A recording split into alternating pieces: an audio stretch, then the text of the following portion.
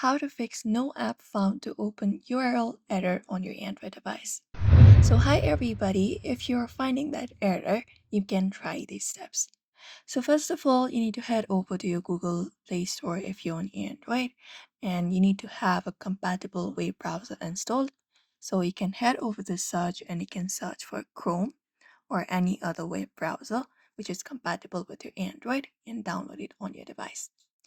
After that is done, what you can do is another step is you can head over to your device's main settings, and then from here you can head over to apps or applications. Apps, tap on it, and you can find the option to reset app preferences. For that, look out for this option at the three dot, tap on the three dot at the top right, and you can look out for this reset app preferences.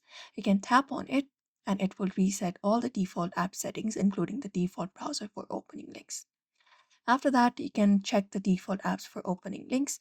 So from here, you can go ahead and search for Chrome or any of the browser and long press on it.